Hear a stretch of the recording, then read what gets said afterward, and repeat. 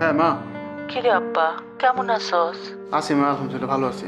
কি অবস্থা তোমাদের? এই তো। তুই বাড়ি যাইবি কবে? মা, 11টা বাজে, স্টিল কাজ করতেছি। কেমনে আসবে বলো? কাজের যে প্রেশার। খাওয়া দাওয়া করস না এখনো? না মা, এখনো খাওয়া দাওয়া করি নাই, করে ফেলবো। খাওয়া দাওয়া ঠিক মতো করিস, আর কাজ কামটাও ঠিক মতো করিস। খাওয়া দাওয়া করবো। আর শোনো, কাজের এখন যে অবস্থা, কাজ না করে কোনো উপায় নেই, বুঝছো? আচ্ছা মা, এই যে বাবার কি অবস্থা বলো তো? ভালো না রে আব্বা, তোর বাপের কানের সমস্যাটা বাড়ছে। একেবারে কাছে গিয়া কথা না কইলে এখন আর শুনতেই পায় না। আচ্ছা মা, টেনশন করো না, আমি আসার সময় এবার কানের মেশিনটা নিয়ে আসবো, ঠিক আছে? আচ্ছা, নিয়ে আসিস। আর আব্বা, তোর লাগে একটা মেয়ে দেখছি, বুঝছস? মা, এই তোমরা আসলে এই যে খ্যাত মেয়ে দেখো না, ঠিক আছে? আমি খ্যাত মেয়ে বিয়ে করতে পারবো না। আরে এইবারের মাইয়াটা সুন্দর আছে, তোর পছন্দ হইব, দেখিস। হ্যাঁ, এটা সবসময় বলো।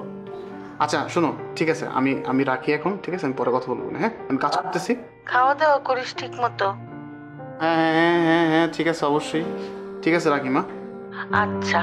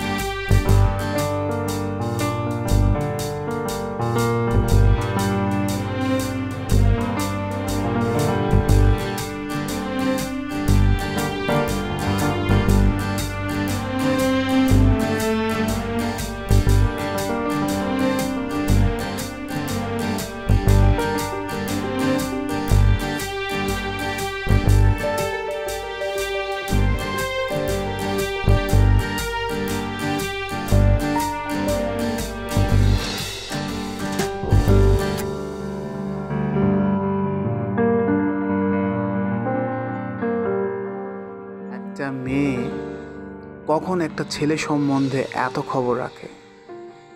Think man, think. তোর কপাল তো খুলে গেছে রে মুশফিক, খুলে গেছে।